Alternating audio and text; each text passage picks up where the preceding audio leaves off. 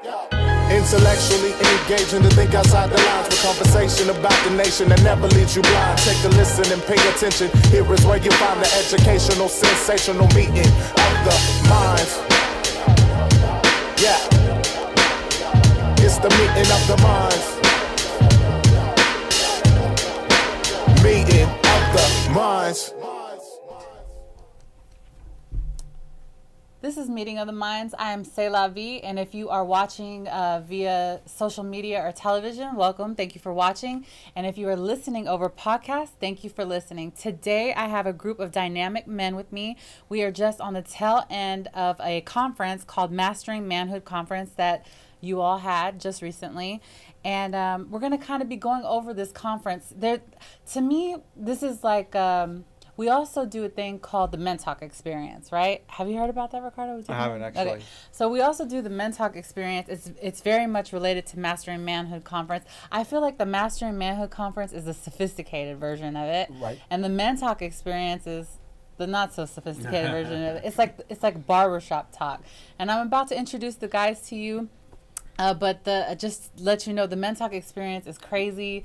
Drew is one of the guys that are on there. I'm about to introduce you, and it just gets wild and crazy. Yes. We actually have an upcoming one coming up here soon, so you might want to look into that Men Talk Experience. It's barber talk.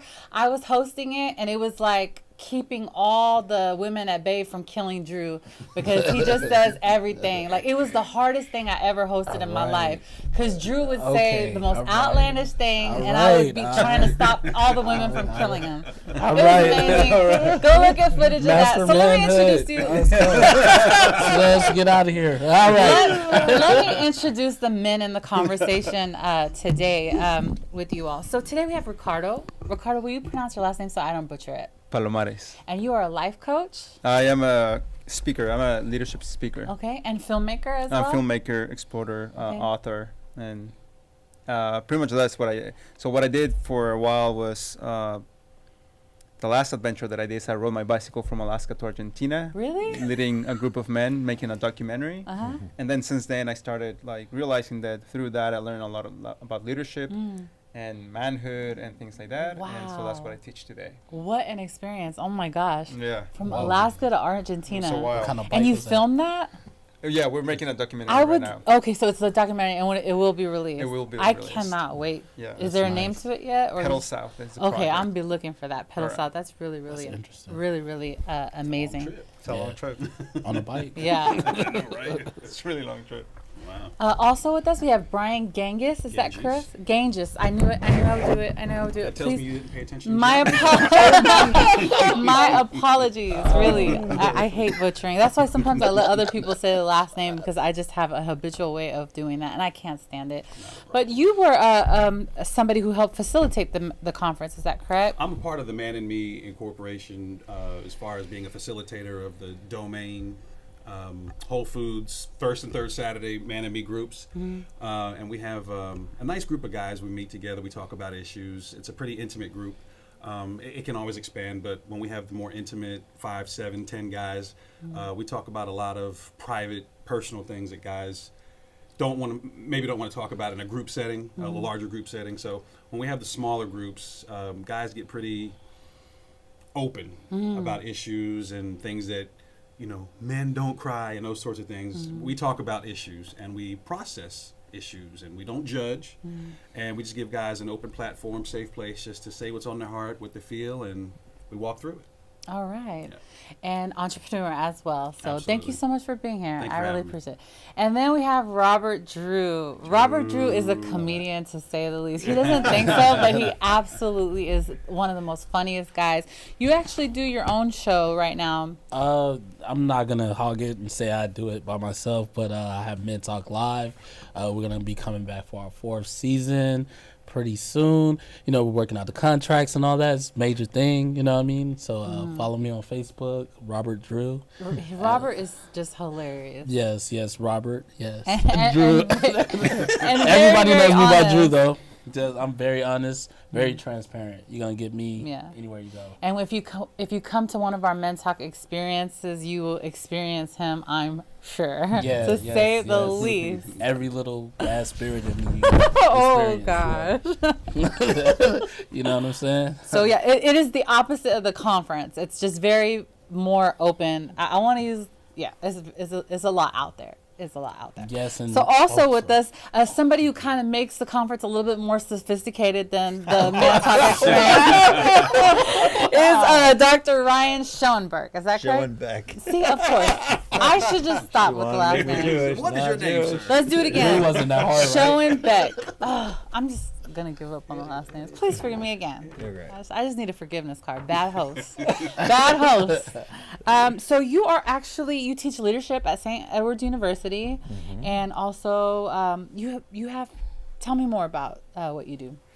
I'm also the president of the International Coach Federation, Greater Austin chapter. Okay. I get to serve on that and serve the community of life coaches, leadership coaches, any kind of coach.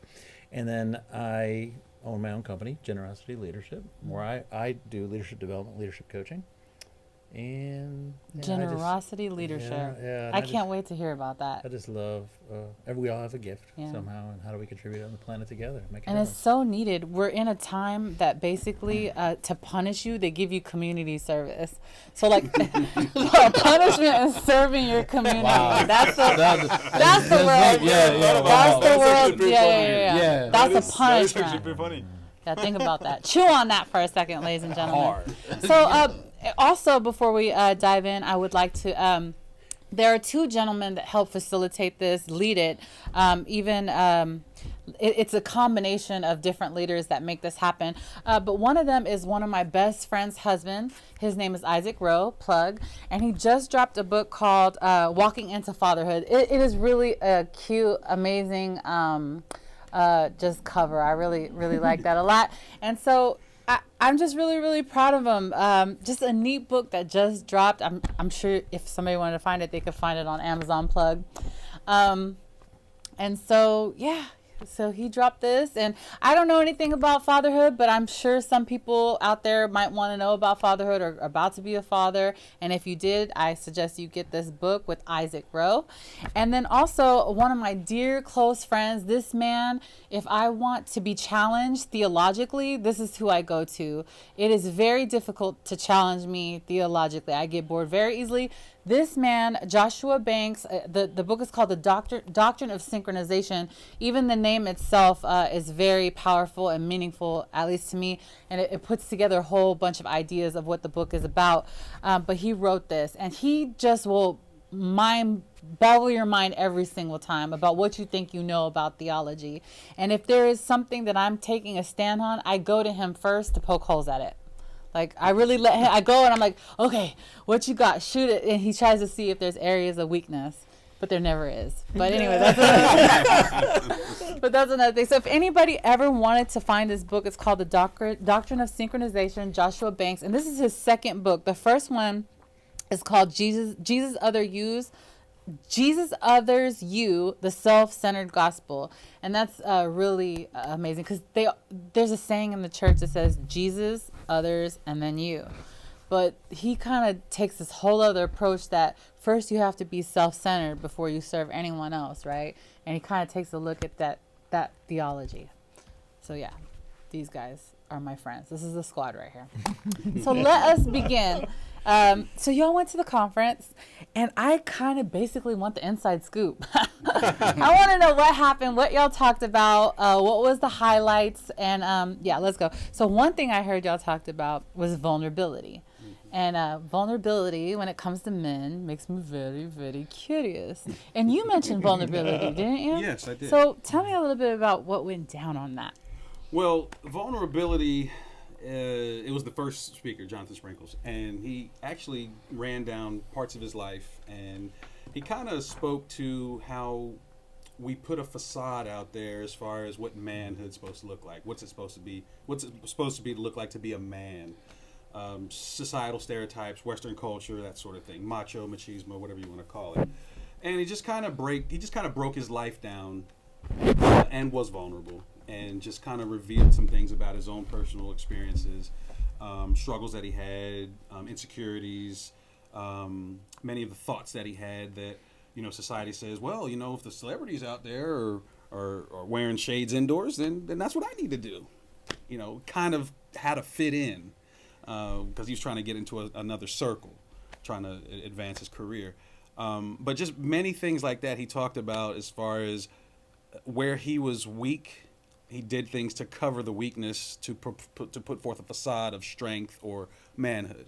And what I took from that, not just his experience, but just how refreshing it was to see somebody speak to their weakness. Because we can look at him now and say, wow, he's on national TV, he's doing these projects, blah, blah, blah. Local guy made it. But what a lot of people don't want to reveal about their lives is where they struggled, where they cry at night, where they... Being vulnerable. Exactly. And those are the things that people need to be able to connect with, because not everybody can connect with $1 million or Mercedes-Benz or whatever it is. But they can connect that I have an insecurity. I'm weak in this area. I feel like crying, but I don't want to because I was taught that men don't cry. So let's dig a little bit into that. I was taught not to, men don't cry. Drew, why do you think men are taught that you don't cry and you don't show those emotions? So you don't look weak in front of anybody. You don't show any weakness. I mean, me being I used to be in the United States Army. Thank you for my service. Okay, thank you. We all said, you know what I'm saying? Thank you for my service. Drew. So I mean, I mean, even then, 9 years of discipline. There was no crying. There was no excuses. None of that. At that point, you're very vulnerable, and a lot of men, we do have a sensitive side. You know what I'm saying? We do cry. You know what I'm saying? Even though you try to hold it back and do all kinds of different things. But even as a child, I was taught not to cry. You get a spanking, like, can I say it right? A little spanking, and then your parents like, hey, you better stop crying. I'll give you something to cry for while they're beating you at the same time. Right. So just think about that. So I mean, I think that's something that's taught to you. Are there pros and cons to that though? Oh yeah, yes, definitely. Do you think that there are pros and cons to that approach? Yeah, it was one of my favorite phrases I heard recently is "tears are healing waters."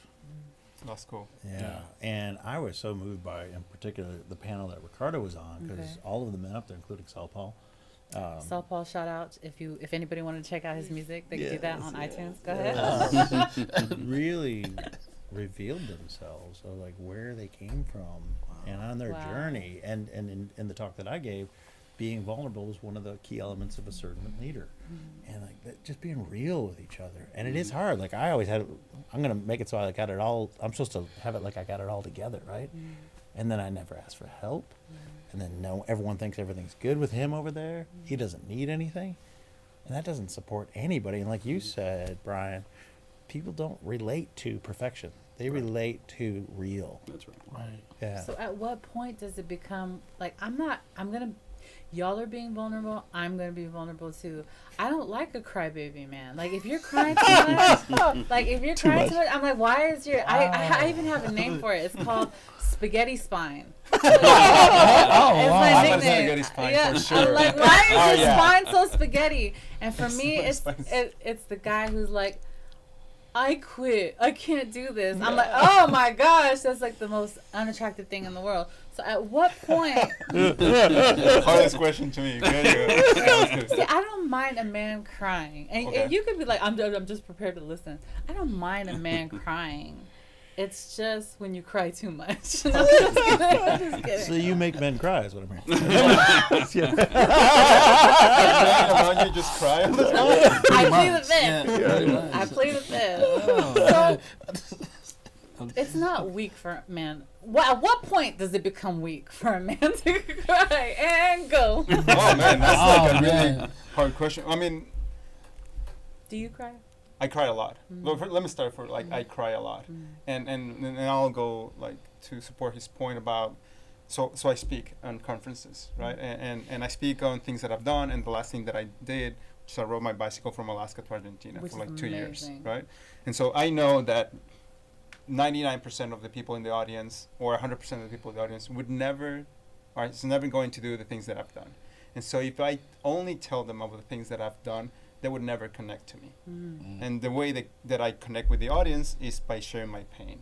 Because I know everybody has felt lost, everybody has felt lonely, everybody has felt that they can't take it anymore in some way or another. And so to me, actually, vulnerability is the way I bring power into the conversation, because I know I'm going to be able to connect with them. And if I open their hearts by opening my heart, then I can just like slide in a message. But if I'm trying to like slide in a message before I open their hearts, they're not going to listen. Yeah. Now, as far as is it too much to cry, I mean, I don't know the answer to that, right? But Like there's a balance there, I mean, you know? Like, sure, right? I Like you think could be like, I quit while you're doing it. Right. well, I mean, like Right. I cry a lot, but I move you forward, keep going, right? yeah. I mean, I think the difference is between like crying and giving up and crying and move forward while you're crying. Yeah, you're allowed You to know? cry. You're Yeah. allowed to cry. Yeah. You're just Right. not allowed to give up. Yeah. Or I don't know. sound Yes. I mean, to sound too whiny about it. Yeah. Like I can't. It's very disruptive for me to be like, oh, I can't. I don't think I can't do it. I'm like, oh, because I'm not like that. Like, I'll cry all the way while I'm doing it. well, I don't know. Like for example, Like right I'll be now, like, I hate this, and keep doing like it. I'm someone Cutting that onions. like takes a lot of action. I'm someone Yeah. that does not like fool around, right? Yeah. But now in the days, I'm in a place in my life where I'm like starting my life from scratch, and I'm like, I'm in a vulnerable place, right? And so I do feel the need for a lot of like emotional support, and I find myself constantly asking my girlfriend, could you please let me know how come you think I'm good at this, and So you're a words of affirmation guy. I am That's what you definitely, need. but I That's what I need. I need words of yeah affirmation. and I need it, right? And maybe sometimes I sound like a little crybaby, but No. It's- If I'm dating someone and other people praise me more than you do, we're going to have such a problem. okay, cool. Yeah. Like, I need you to be like, you are the best thing that ever happened. You But see, did that- so but- great. But that speaks to that's.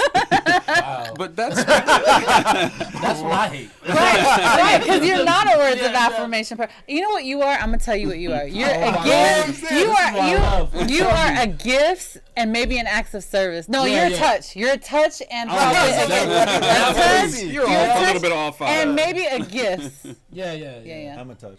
You are. Oh, And quality no. time. Well, that's my I am second one is quality time. Quality touch. time for My me. second one is touch. Like I if actually I'm in just a finished the relationship and audiobook, you don't like- touch me within a certain radius, I go bonkers on that. You were about to say something. Yeah, I was going to say that this speaks to, again, like I'm saying about culture and how we've redefined terms.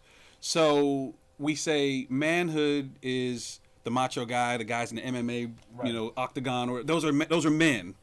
But what we don't see talked about, as we're talking about here with manhood, is like emotional intelligence. That is a very important aspect of the human experience. And if you don't know how to deal with your emotions, if you don't know how to be mentally tough when you need to be mentally tough, and when you don't know how to express yourself properly, in a healthy manner, you're missing something. I mean, we have tear ducts for a reason, and I'm not saying that you just have to cry, and but I'm just saying that there's a reason why we have the emotions to emote and to express ourselves. Such an interesting point that you bring up, Brian. Do you think that men of color have to be even more particular about how they express their emotions than maybe someone who's not?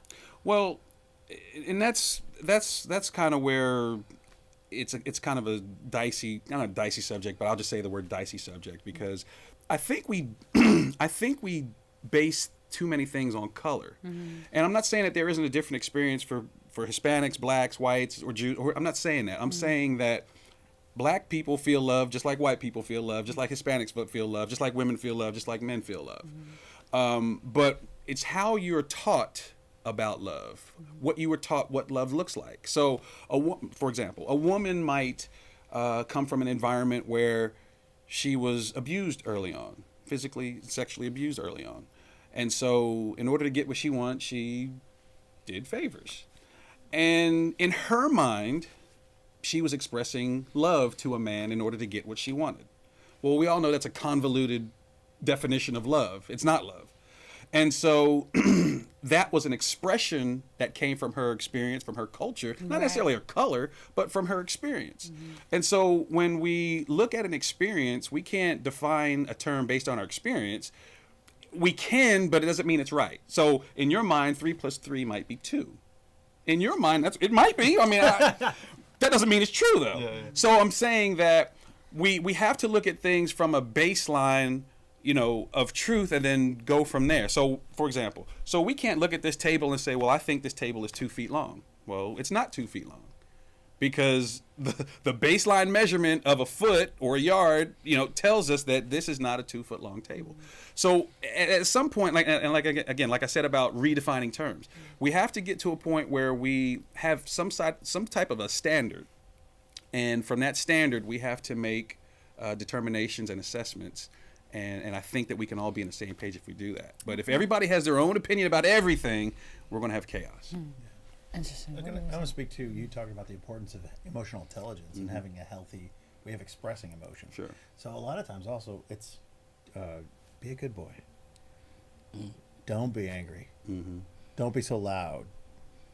And it's like every single emotion, whatever we're experiencing, to allow the space for that to be expressed in a healthy way, and also to be there for each other, to powerfully express it, so that we don't start kicking the dog next to us or yelling at the cashier.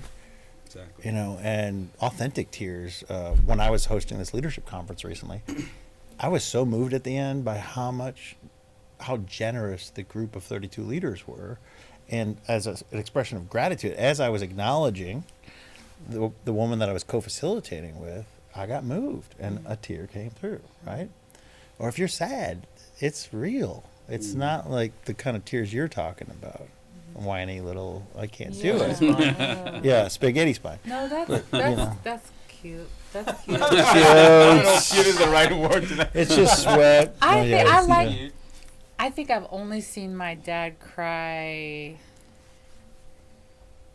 2-3 times. I think, actually, now in his older years, he cried more.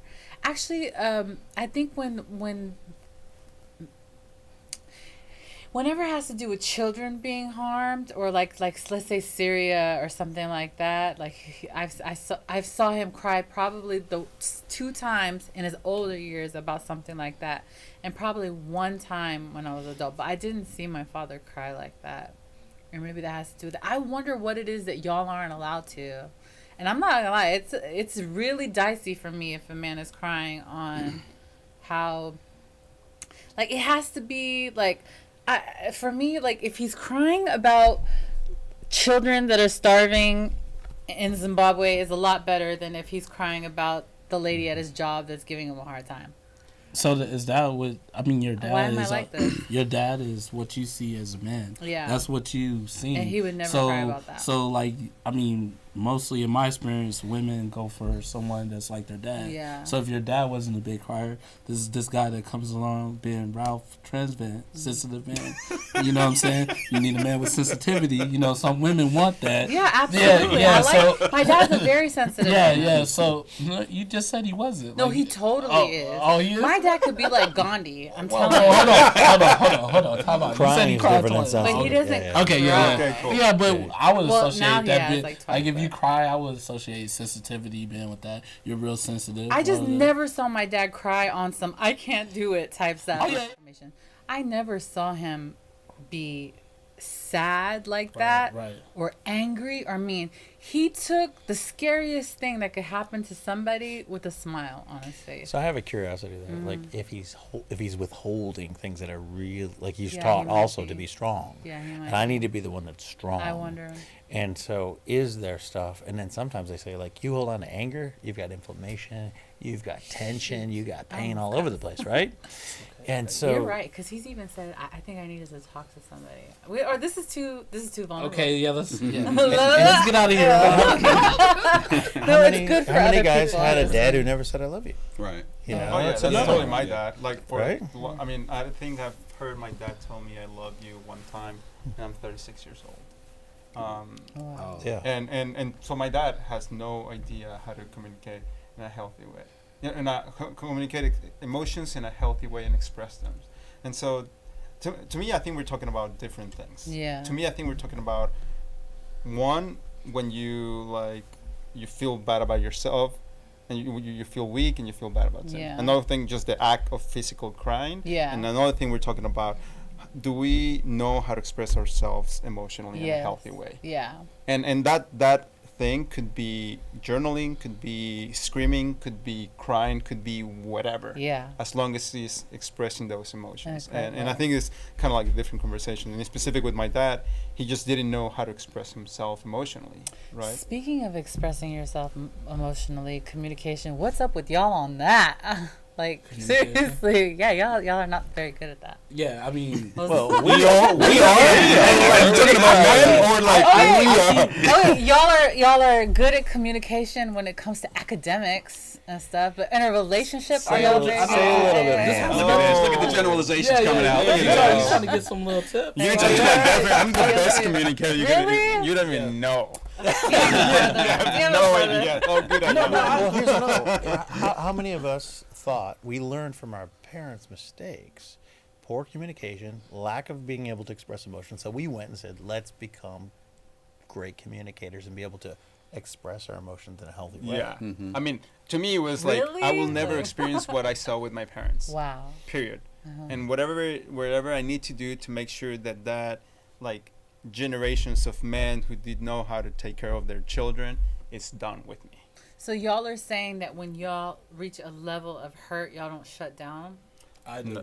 I'm not lying to I you. just want to please. Yeah. Yeah, that's what I'm saying. I'm more of a to me, I'm the best communicator ever. But now that everybody's talking, no, I communicate with my hands. When you're offended, what Well, happens? yeah, different type of ways. You know what I'm Right, saying? right. And then if you make me mad, I know where my rage can take me. Right. So I boom, shut down. Ah. Because I'm not going to jail for I anybody. can't Yeah. even see it. So sometimes us to shut down, that's when you should, as a woman, say, well, Back off. Let's talk about it later. This is it. Let's talk about it tomorrow. Even though we're probably not gonna remember what we were arguing about. She So gonna I would, She's gonna remember. yeah, she'll remember everything. And you she'll said. remind you. So yeah. Yeah. And then when I get angry, I don't. I actually am the I don't opposite. know what I'm really saying because I'm in rage. And, I'm just spitting out stuff. So I'd rather talk in the calm. So sometimes it's best to leave us alone and let us. Or we talk to our friends. Let us out. You know what I'm saying? Let us out to go talk to our friends. Right. Being married or in relationships is not a sentence. Like, you're not going to jail. You know what I'm saying? You're not locked up with that person. So, give him that freedom to communicate with his fellas and maybe he can get some information. You know what I'm saying? To come back and, talk to you and communicate well. Did y'all ever think about that? You're so silly. And is what do we really want underneath it? And I talked about this in my session was, wherever there's creation, there's destruction, and there's a shadow we have. So we want to avoid. Oh, that's not me. It's like I want to embrace. We all have that little kid in us, the little tantrum thrower, the teenager. Your dad has it too. And it's like, how do we, instead of like, I don't want that, that's not me, how do I acknowledge, embrace it, and also have compassion for myself and you when it shows up in you instead of getting angry at you? So men don't have a more propensity to let things fester than a woman, because women will be like, and then you did this and then I felt like this and then when you did this it made me feel like this and this and this. But I forget to stay mad. I'm one of those that completely forgets. I'm like, I'm gonna stay mad, and then oh man, you're like, you want pizza, and I'm like, and I totally forget. But I'm with you. on the other end of it, like, what is? I feel like most men hold the offense more than. This made me feel like this. When you did this, it made me feel like this. I think it can go both ways. Do men do that? I think women and men do that. Yeah. I wanted to go propensity. back. What anybody has the propensity to do. I'm just saying you're kind of broad brushing. Yeah, I am. Absolutely. I don't want to do that. But I do. I'm just kidding. What I wanted to say. Hold on. Let me go here for a second. What I wanted to say triggered. about all this about. Mad. This is an experiment. She's trying. This is an experiment. The conversation What you gonna do? What you gonna do? Shut down. Shut down. I just gave her instructions. But Sorry. Don't start crying, what Ricardo.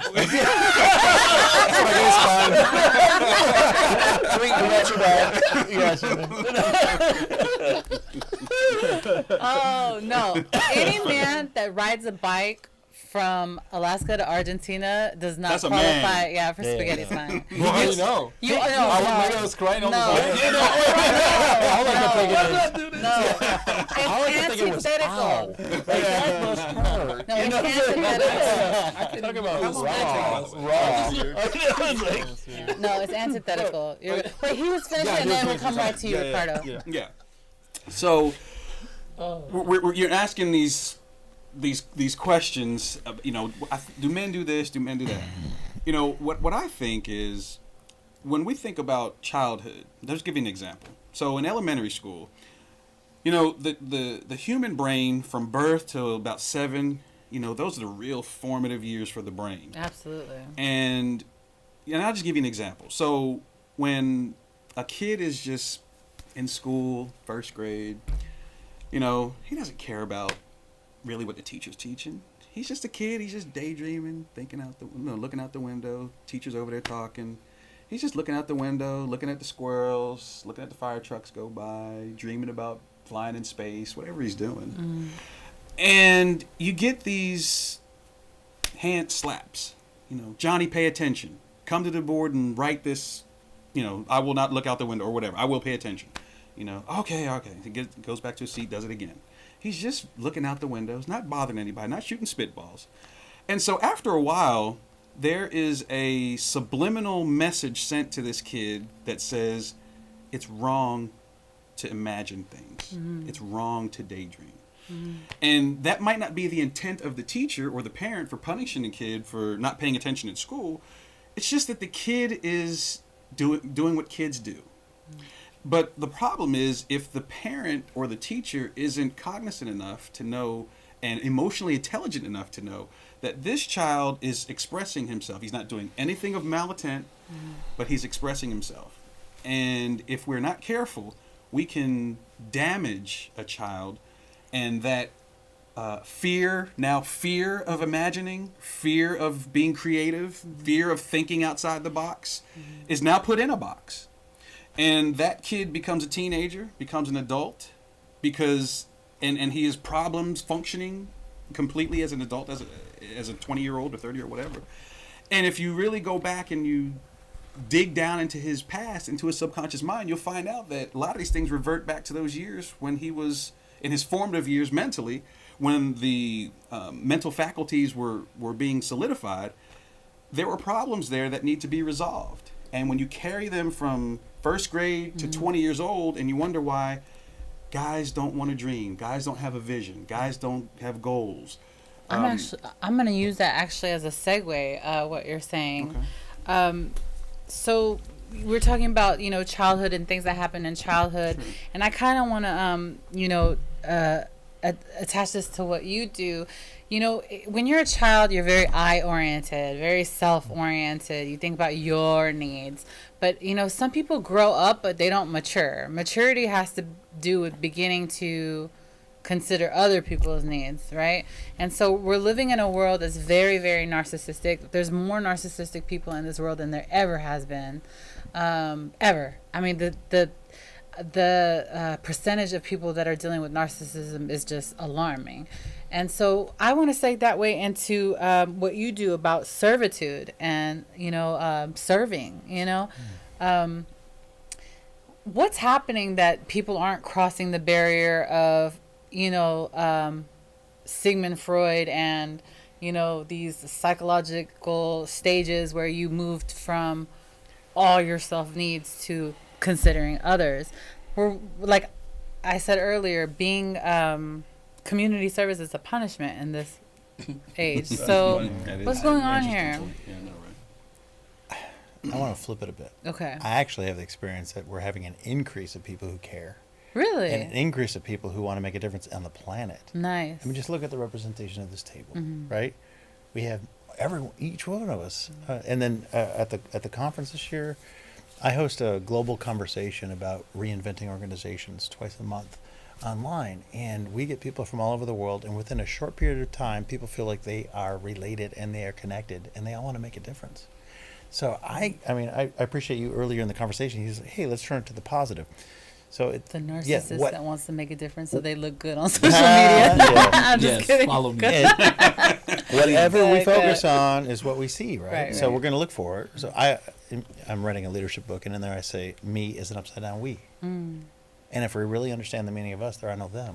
So it's not about other or I. It's about the big I, which is the one that's connecting all of us, that we're all connected somehow on the planet. Mm-hmm.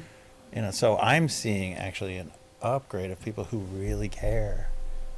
And I was fortunate I had an Italian immigrant grandparents, and my Italian grandmother loved me from birth unconditionally and loved everybody. That's all I saw. She wanted to feed everybody. Realtor that sold her house 20 years ago, she's making them pizzas.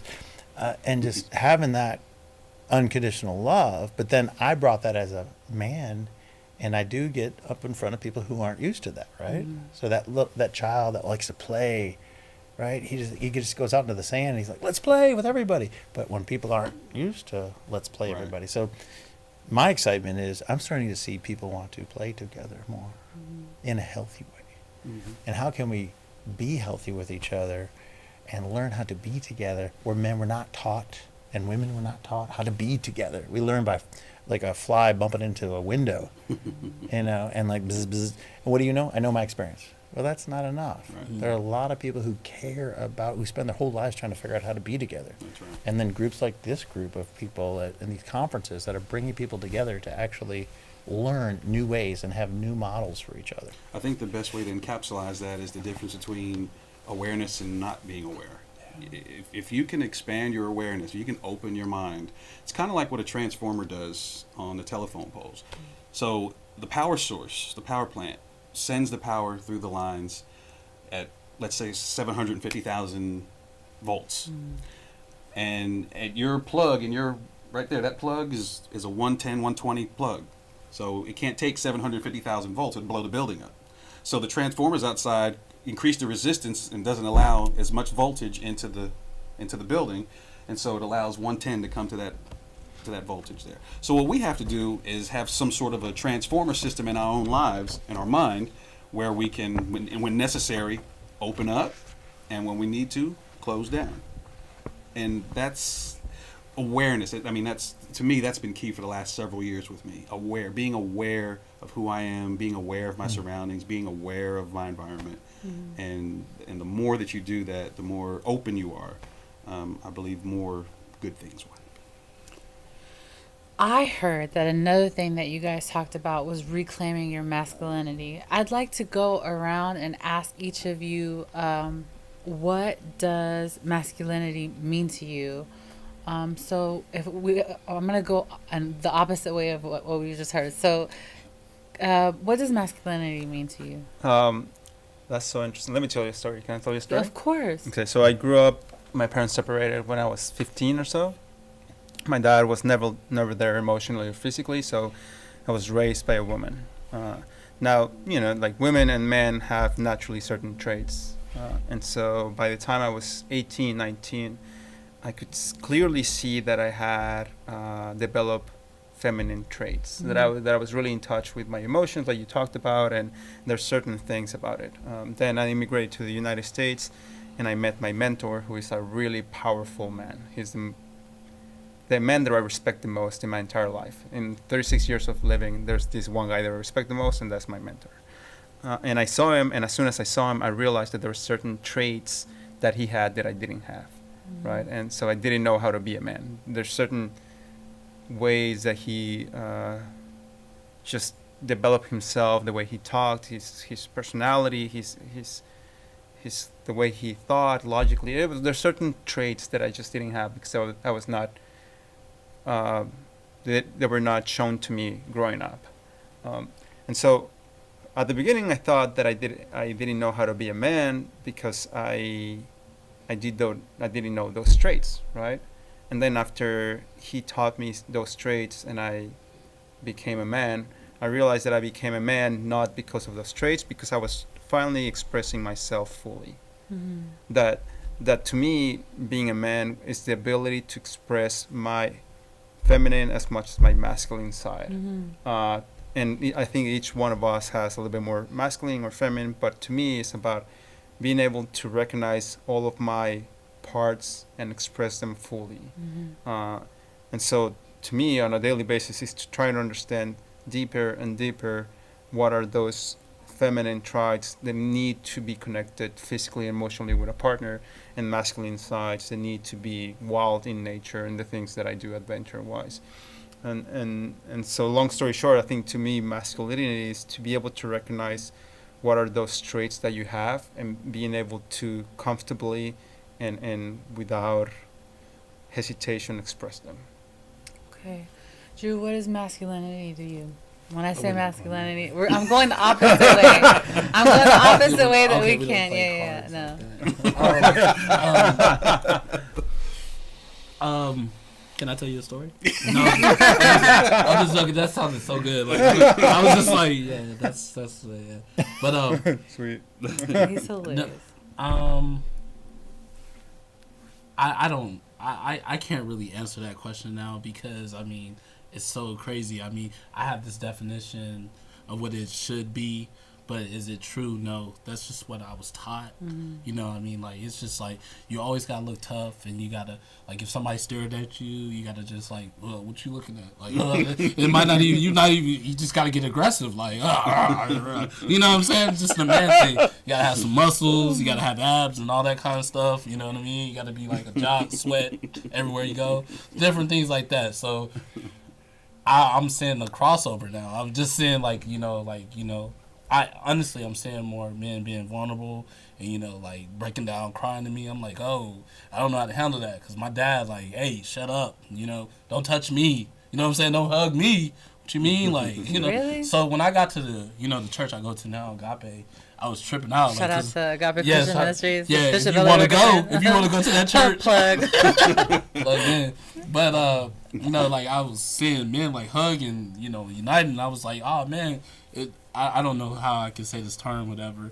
Like, it's late night. You can cuss. Too. No, it's like, hey, these little homosexuals out here, man. Watch out! Like, don't touch me. You know what I'm saying? Like that. So I associated all that with that. So right now, I can't tell you what that really is because I'm kind of like thinking out of the box now, like about what a man is and all that kind of stuff because that's a real touchy subject. You know what I'm saying? You don't want your manhood to be like somebody could tell you something, in correction, but you don't want to hear that because that's what type of things test somebody's manhood. Like if for instance, like me and my friend, he borrowed some money from me, and he was like, "You could have been a man and told me that I owe you." So I'm already challenged by that because he's telling me I need to be a man. So what are you trying to call me a woman?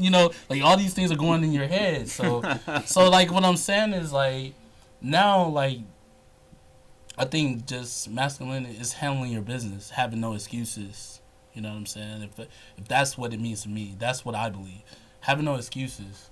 You know what I'm saying? Letting nobody down you. That's being a man. You know what I'm saying? And for real, like, from what I'm seeing in the news now, it's like walking away from a altercation or stopping someone from doing something crazy. Like. Not world starring when see somebody fighting and stuff. You know what I mean? Like being a man is standing up. You see something ain't right. You know what I'm saying? Right. I feel like if we would have had this Me Too movement wouldn't have been going if we had a lot of men standing up. Like, hey, you know what I'm saying? Start, what you looking at? We see each other looking because we looking too. It's like, hey, man, be accountable. You know what I'm saying? Yeah. Holding somebody accountable. That's manhood. You know what I mean? So. I would say that. So it's real big for me. You know what I mean? And I think everybody's trying to figure that out. Okay. Doc, what is masculinity to you? In 2017, I did a workshop I was part of. I wasn't hosting it, called the Mankind Project. It's been around since the 90s. And so there was this men's movement at some point saying, hey, what's going on? What does a healthy masculine look like? And I went there asking, what does a healthy masculine look like on the planet as a contribution, fully expressed? And I saw something similar that Ricardo talked about. Like, before it was this massive patriarchy of, like, let's dominate, let's, all that. No, and then it's like, no, now we need to have feminine. and let's diminish masculine. It's like, no, it is. What does it look like so that both the healthy of both of those fully express on the planet we need right now? So part of it is in the Mankind Project. They talk about there's a boy archetype. This is Carl Jung stuff. There's a lover in us, but there's also a warrior, and there's a wild man in us, right? And there's a magician, and there's a king, the wise king that should be in all of that. So I was taught early on, be a good boy. Don't be too loud. Don't be too crazy. But then protect us. You want the wild man to protect. So confusing. Right?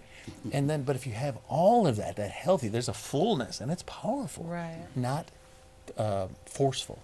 Not taking over, not tyrant, not a predator. Yeah. But healthy Right. expression of fullness. Influence instead of Domineering. ruling with the iron fist. Yeah. So for me, like, I can feel it in my body. It's something too for men. If you don't know the words for emotions, you can feel in your body. Talk about, wow, I just felt something in my gut, or I felt tension in my shoulder. And the body has wisdom if we start and get out of our heads all the time. And you want us to talk. Sometimes there are words, but sometimes it is just feel, just be with it, right? So yeah, I think there's an upgrade of what man looks like lately and what masculine looks like, and that's different too. It's not just gender. We have it. You have it. You've got masculine energy Oh too. yeah. I So- literally, when you say warrior, Yeah. I play with swords. Directness. All kinds of good stuff. Right. I mean, direct. You showed up earlier and you're like, bam, this is the way it's going to be. Right? That was that masculine energy. And Isn't masculine energy when you come through and you're like, this is how it's gonna be? Yeah, that was a setup. Don't answer. Stay away from that. You don't want to answer that in this generation. Just go and let it go. I'm just gonna say something that I don't want us to touch on. You are about to see a rise in women leadership like you've never ever seen before. and not the kind is I put on a pair of pants and tell people what to do and act like a man, but the kind that is actually integrated and healthy. And very beneficial. Because one thing that's been missing, okay, you made me get into it, fine. You know, but let me talk about masculinity. Well, because It's of what's missing, as you're masculinity, talking about. only masculinity leadership dominating corporations for so long, I believe that's why you have all these not beneficial things that are. When you add the feminine energy to leadership, she's thinking about the children that she produces. She's thinking about how this product will affect that child, where a man might be looking at a completely different perspective of how this product will do, and maybe only looking at it from a numbers, because men are very like numbers. They like to see their progress. They like to see themselves win. That's why y'all like sports so much, right? So you guys are that way. But when you add the feminine energy to it, because we carry child and we are the nurturer, and you add that nurture element to corporations, it's gonna be amazing. So you're gonna see, I believe, leadership, women leadership, and how that's gonna impact the world is gonna be tremendous. Because we carry humans with us, right? So we're more invested than You're you guys creators. are. Oh, wow. Yeah, No, the we man are. is the creator. The woman is the bearer. The She's the incubator. incubator. Yeah, That's yeah. right. The life comes You from did the talk father. about spreading the seed. So- yourself. What is masculinity? Well, I have a somewhat similar experience to Ricardo. When my parents split, I was about 15. But instead of staying with my mother, I stayed with my father. My mother moved in town, and I stayed with my dad. And so my dad raised me. And so as a young black man in the suburbs, I have a very unique experience. A lot of my friends didn't grow up with their father. Or if they had their father, he wasn't present. So I had, and my dad's twin brother was also around. So I had a lot of strong men in my life growing up. And to this day, my dad is still a mentor of mine at almost 50 years old. So what I see in masculinity, now my dad isn't a macho guy or anything, but very educated man. As you said, takes care of his business, very strong on education, a man that sets things in order, a man that doesn't make excuses, as you said, and just one that leads. And that's where I got those qualities from him, just observing him. And that's how boys learn how to go to the bathroom. How do you learn to go to the bathroom? You watch your dad. How do babies, learn how to walk or decide they want to walk? Well, they see everybody else walking, so they decide they want to get up and do it too. So I was an emulator of in many respects of my dad, and just saw the provider, the protector, the lawgiver, the defender of the home, the one that makes it happen, brings home the bacon, pays the taxes, make sure that I'm comfortable, make sure I'm taken care of, and I just carry that on in my life. So. More than anything, I think that the man is the manifester of what needs to happen. Not just the talker, but the manifester. Does everyone think that the man is the head of the household? Absolutely. Or I do. Yeah. I do too, actually. I'm not gonna lie. I'm not gonna lie. What about taxes? Like, let's just I talk like about it like taxes. This is one- I know a Come lot on, of like- single mothers that are absolutely incredible. But yeah, if there's not a man that. in the Yeah. home, what is the hierarchy? What is the order? I grew up in a traditional. It was Italian, and it was that way. Yeah. See, But if it's I was healthy, studying Spanish in the Yucatan, yeah. and the mother. I was living with a family, and the mother hurt her ankle. Suddenly, the family almost didn't survive it. Like they were. She was like I saw. She was the CEO of the family. She was the one that fed. She's the. Without food, Absolutely. she was taking care of business. Taking care of a different kind of business. That's all. And so, like, can it be one or the other?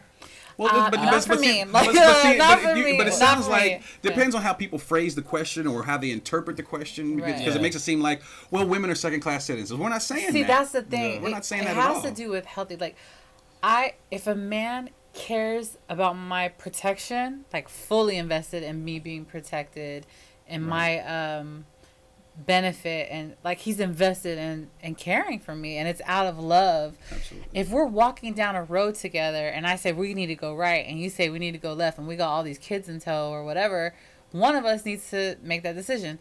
So for me, it's important to have a man that wants to hear he thinks I'm the wisest thing that ever hit the planet, and he wants to hear what I'm thinking about. Like, what do you see? How do you see this at? Not, woman, this is how I said it and this is how it goes. I could never marry someone like that. I need to know that this man knows that I bring a perspective to the table that's very, very valid and very but there's something about that. I don't think we would sell this many novels of a woman faint in the embrace of a man if there wasn't something to that dynamic, so if it's healthy, and I know that I am under this man's umbrella and care, and it is not abusive, abnormal use, then I love it. And he's considering all the benefits that come with it, and it's almost like a 51% to 49% kind of deal, or and there's areas that he knows I'm the leader in that area. I don't know about that area. She takes the lead in that area, but in some ways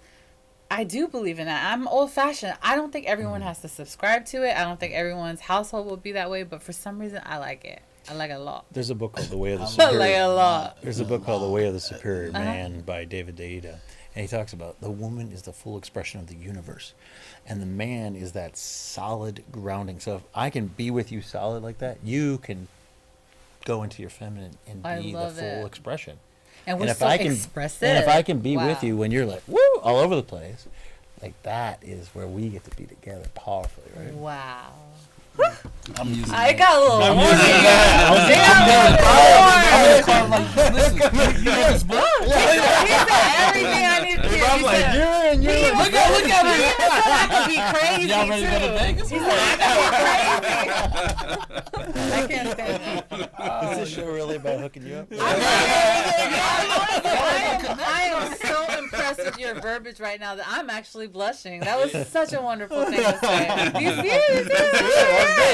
I'm gonna mess that all up. Wow, dog, that was fascinating. Can you write that down? You need to. I'm gonna mess that I up. wish you could say it again, record but that you can't again. capture Can you it. say the way that it was. When we get together, we're gonna make a universe. And he said, if I could be solid, why'd you be your expressive, emotional self? I was like, oh my God!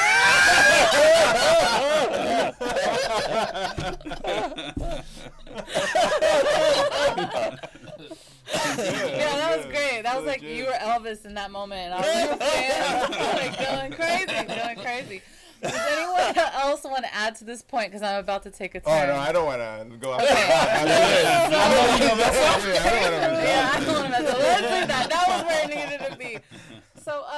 Take a breath. This is probably one of the last ones we're gonna turn on possibly, but self-worth. I really feel like women battle with this the most, but I could be wrong because you guys have a problem being vulnerable. Look, I'm vulnerable. Look at my bird. I'm so negative against y'all. That's why we're here. I know. I know. But what I'm saying is that I feel like women, and because I work with women, I'm the opposite of you all. That's my specialty is women and children. So I feel like I see major insecurities in the world of women and major decline in self-worth. And is it with y'all the same way and y'all just don't show it, or what? I just need to know. I mean, do y'all struggle with it? I mean, sometimes it's very rare with me because I feel like you need my energy everywhere you go. This universe needs Drew. Like no, right. No, true story. No cap. You know what I'm saying? Like there's no cap. You know what I'm saying? But I would say that something I learned from the conference with that is that your story can help everyone. Like it can help everyone. I sat in that room, with him and listened to him tell his testimony twice in a row, and the whole room was moved. You know what I'm saying? And I was like, man, you know what I mean, I can, like even for what you think you went through is so bad, it's really touching somebody. It's really helping somebody. I mean, like guys was like lined up waiting to talk to him and all that kind of stuff. That's time. You know what I'm saying? So with this conference, what I want to say, what I got out of it is like, you got something out of it. You didn't just, you know what I'm saying? You didn't just go and waste your time, whatever. You got something out of it. You received a gift. They wasn't asking for your money, nothing like that. You can go to some conferences. They got T-shirts everywhere. Buy this T-shirt. You know what I mean? But I know that was a little bit off subject, but I just want to give a shout out. Whatever. But that self-worth thing is like, yeah, basically, you got a story here. You got a purpose here. You know what I'm saying? Is y'all self-worth? Ours is attached to physical appearance. I was going to say. Yeah. Oh, okay. Until we distinguish, and there's a lot of research on this too, and I didn't know. I took a course on sound self-esteem, which was talking about self-worth. Boy, we attach it to how much money do we make? Mm-hmm. How many degrees do I have? Oh, what are my clothes? What do I look like? And that has nothing to do with my self-worth. When you see a baby, that baby is 100% deserving of love. That's right. 100% deserving of being on this planet and That's cared for, and so are we. Mm-hmm. When we get, wait a second, it's not attached to my social status. That's right. It's not. It's like, whoa, wait a second. I am every human being is fully worthy. See, I'm moved by that. No tears, but not but as much as the other one. No. but I'm not blushing right now. but then we all struggle too, right? I mean, like part of me getting PhD was I come from an uneducated family. Wow. Okay. And so wow. I'm not smart because I was brought up that way. I'm not smart enough. I need to keep learning. I gave that up recently, I got to keep fixing myself. I got to get better and better. Getting better is one thing, but But I'm worth it right now. I'm worth 100% just who we are. And I think a lot of men at this conference in particular might hear that for the first time. And a lot of times me, as a teacher, a professor, I get to be that for them too. The mentors we talked about, to let them believe in yourself. Like you are amazing, every single one of us. Without anything added to it. Nothing. Without a title, without a Right, number. Yeah. Without anything added I mean, to it. you talked about, you said a prayer earlier, if I may say. No, yeah. please, of And it's course. like, are you going to be the one that goes to God and said you didn't do a good job? Not I'm me. not good enough? It's like, David perfect. said, I am fearfully and wonderfully. Right. He's like, the universe needs you. Right? Yeah, right. Yeah, me too. That's I mean, good all of stuff, us. good stuff. We are here, right? Do y'all struggle with self-worth ever? Oh yeah, all the time, Mm-hmm. a lot, constantly, on a daily basis. But you're so amazing. It's hard to see Well, that you would. I mean, it's totally related to like I relate my self-worth to my achievements, and it's really interesting because I grew up really poor in Mexico. I grew up poor in a third world country. I'm an immigrant. I've been broke and homeless, and so to where I started, to all the things that I've done, the main thing that took me there was me wanting to prove that I was worthy. And so it's really interesting because it got to a point where literally the thing that drives me the most is is feeling like the underdog. If I I'm feel not like gonna the lie, that works underdog, for me too. it's like, That oh, works let me for just me prove too. to you what Like, I you can lit do. a fire Yeah, under me. you just like Yeah. you. So that's healthy to a certain extent So- too. So But the funny thing is that I came back from a like cycling trip, and I came back from the cycling trip, and for the first time in my life, I didn't feel like the underdog. I felt like I proved enough of myself to all the people that told me I couldn't do it, and I proved them wrong. And I worked a lot on myself, and I found that self-worth besides my achievements. But then I felt like at the same time I lost a lot of fire. And so I'm in an interesting time in my life right now where I love myself for who I am, but the fire is gone because I don't feel like an underdog anymore. So I'm in a final Right. part of my Just life. wait, you'll get a hater. you A know, hater's coming. yeah, Wait I'm just 5 waiting for the minutes. haters right now. Just wait, but it's 5 more interesting, minutes. and so And when they come, that's how I got to TV. yeah, They came for me. Oh, really? Oh, they tried to take the whole thing from me. Oh. And I was like, oh, okay, let's just raise our game then. And here we are. And now he gets to bike across the country because he wants to, not because he has to prove something to someone yeah, else. and it's different, right? And Yeah. it's different. But yeah, there's always something. I've come from a really dysfunctional background, and there's a lot of self-worth related to But that. it's made you such a wonderful person. And but there's always there, there's always something there, and it's really powerful to at least admit it, and You could recognize tell, it. right? Like his energy is Yeah. just so good. Yeah. I'm a little good guy. Yeah. It's not. I'm not saying no one is good. All of us. But what I'm saying Oh, is, yeah. you have a good heart. Oh, I appreciate that. Right. But yeah, Yeah. so I do. I struggled, and it's okay. I think it's natural. I think all of us do it, right? I think it's ridiculous to think that even the most successful have some kind of like issue of self-worth, and it's okay. Yeah. And I think getting to a point where realizing that it's okay. Yeah. It's okay that I feel this way. I'll do something about it. I'll try to heal myself somehow, but it's okay. And we grow in the levels of how much self-worth we don't have. Yeah. And it's reflective in the people that we hang out with, the people that we choose, the people that we date, the jobs we settle for, all kinds of things, how we value ourselves and what we, And Go and ahead. just to finish that, the difference of my life 10 years ago to today it's amazing, Yeah. right? Like even the people that I date, like Yeah, the girl exactly. that I'm dating right now, it's a miracle. She's an amazing woman, and 10 years ago she was out of my league, right? I didn't think that someone like me could get someone like her.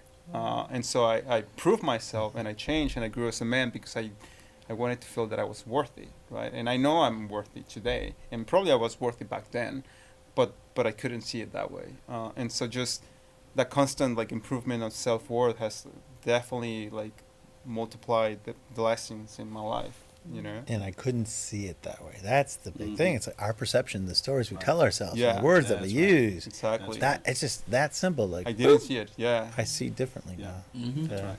Yeah, and also to continue on everything. I agree with everything everybody said about this. But to kind of give it put a pretty bow on it, we all see ourselves not in the mirror, but in our minds.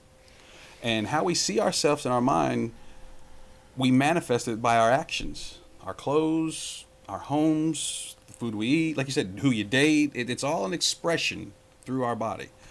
And what people have to really remember is that we all have a struggle. All of us, we all do. But the one thing that you and I can change and control are the thoughts that we think. And if you think that you're a woe is me, a victim, a bum, or whatever it is. Spaghetti spine. Yeah, spaghetti Yeah. spine, exactly. I love that term. You're going to that's going to create images in your mind, and then you're going to act them out. But if you think that you're worthy, as he said, if you're a good person, if you're a strong woman or a strong man, or you're intelligent, you're the specific weight, whatever it is, your business, whatever it is, whatever you see in your mind, you can have it. And people, again, like I was saying about the analogy about the kid being reprimanded for daydreaming.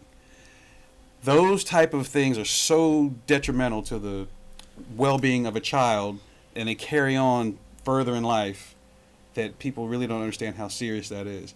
I mean, if you cannot imagine, I mean, how did the Wright brothers create the plane? They imagined it. How did Sir Edmund Hillary get to the top of Mount Everest? He imagined it. How did Jack Nicklaus hit all those shots? He imagined it before he hit it. How did Roger Bannister run the 4-minute mile? He imagined it. Everything comes with the intention of a thought. And so we have to change our thinking as a society, or we will continue to fail. Well, we are coming to the close of the show. We only have a few more minutes. If you are listening on podcast, I ask that you review and subscribe to this show. And guys, so much thank you for this conversation. I'm sorry that I have to wrap it up because we're just, delving in there. But the good news is that this was the PG-13 version. The conference was the PG version, and the Men Talk experience is the rated R, rated RR. Get ready. It's out of this world. If you guys come, I literally have to hold women back from going after Drew.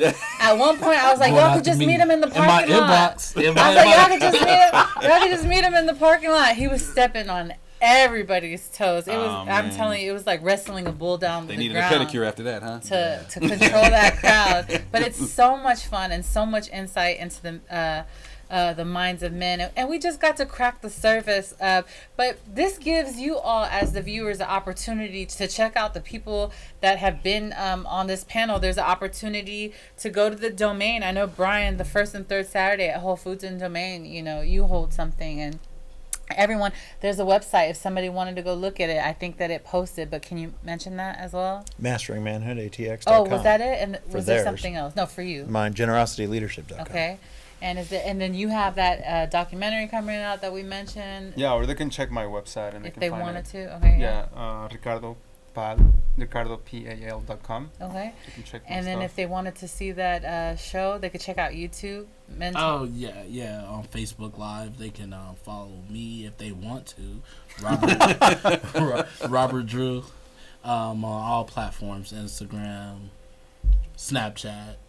No, I'm not gonna let y'all follow my Snapchat. That's my other life. Oh my God. That's my life. People like people that do with that. Snapchat. Exactly. People do that. See, that's what I do. I expose the truth. Yeah. So yeah, that was good stuff. I really appreciate it. I'd like to say thank you so much to our sponsor, Beautiful Solutions, for everything that you do to beautify myself for television. We're almost there. We're getting there. Maybe a couple more, spa treatments, what is it called that they do? Facials. We can do a couple more facials and we'll almost look good be in there. real life. We see her in real life. You see me looking busted and disgusted, but yes. Look like the universe. I gotta close the show, Drew. Fully Express. Universe Fully Express. Thank you so much for watching Meeting of the Minds. Until next time. Intellectually engaging to think outside the lines with conversation about the nation that never leaves you blind. Take a listen and pay attention. Here is where you find the educational, sensational meeting of the minds. Yeah, it's the meeting of the minds. Meeting of the minds.